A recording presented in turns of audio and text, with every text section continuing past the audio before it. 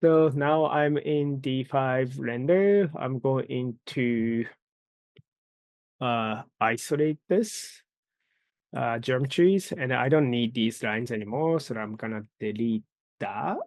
And then next things I'm gonna do is I'm going to yeah, I'm going to again open the D5 render. So kind of like this. And I'm going to click on the sync local project. And I'm gonna go back to the section, section 1, and click on that and open.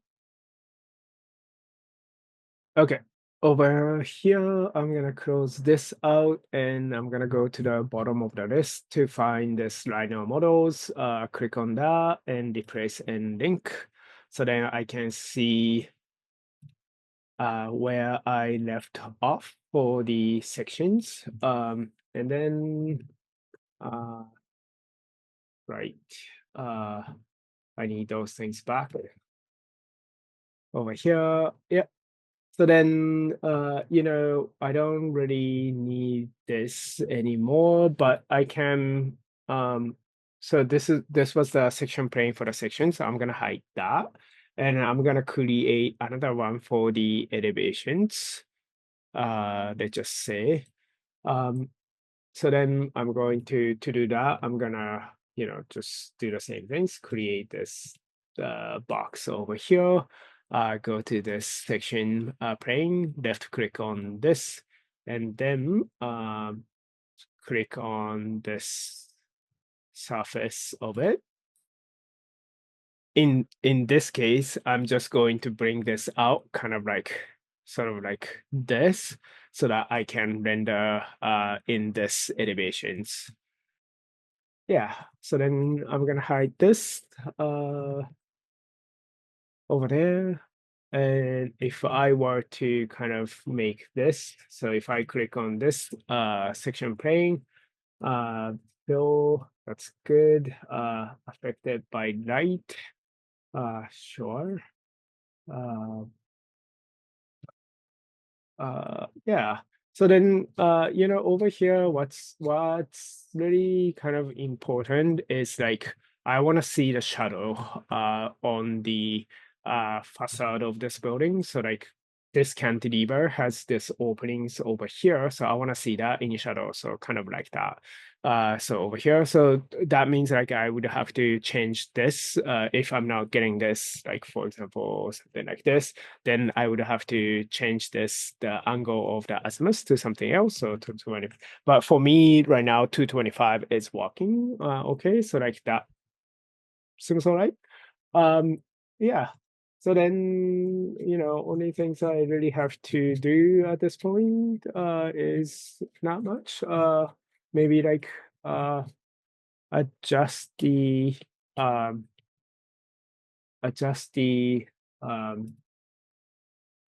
exposures and things like that. But I'm okay with what I have at the moment. So I'm gonna go to the front view, which is not the one that I want to render. So I'm gonna go to the back view over here.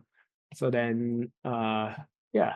So then this looks like this looks okay, I think.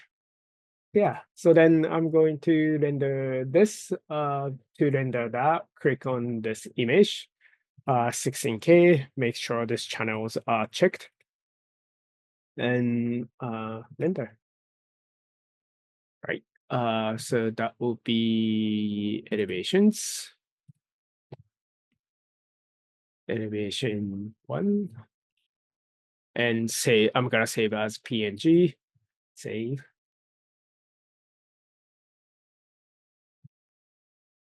Okay, so now I have the renderings of the elevations, so I'm gonna just bring this into Illustrator over here. And that's quite big, so I'm gonna press shift left click one of the corners to scale it down. as well as the going to the layers to create this layer, change the name of the layer to image. And I'm going to bring this to the bottom of the list of the layers. And so I'm just gonna um, continue scaling this down elevations over here, and I'm gonna lock everything else but image.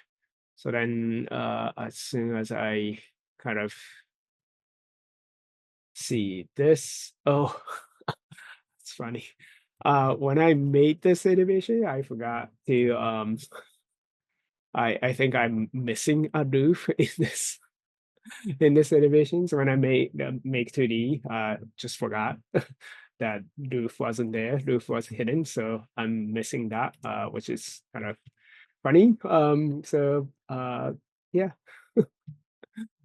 If this was actually my drawings, I would have to go back to Rhino and get that in, which I guess I could still do.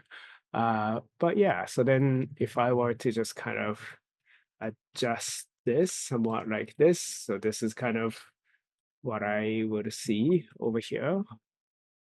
Yeah, okay. Yeah, so that looks decent.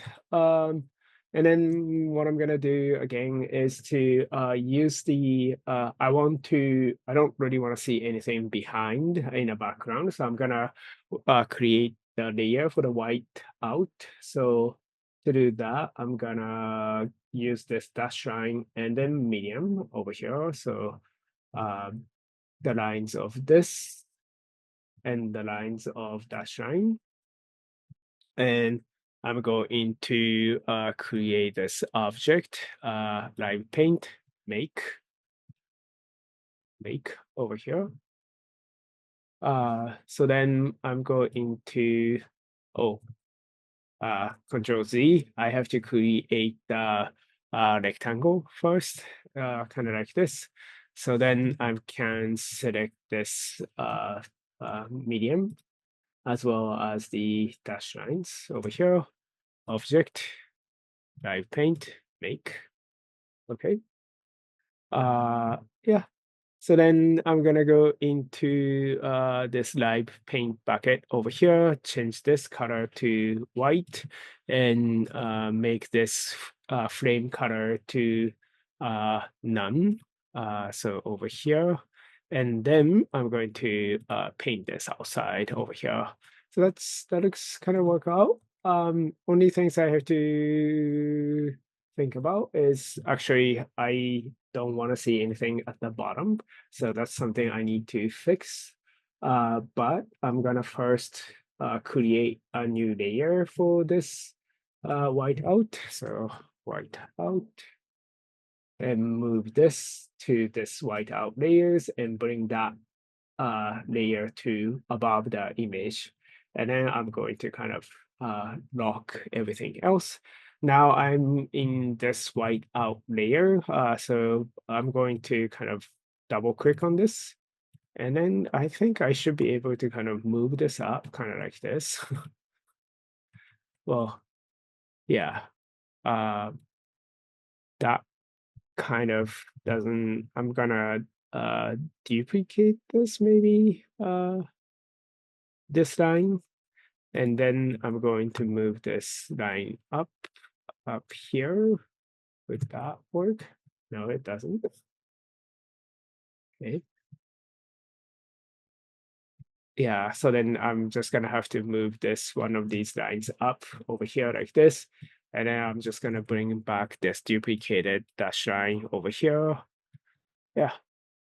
So then I can press escape on my keyboard, and that's kind of, that will hide what's at the bottom.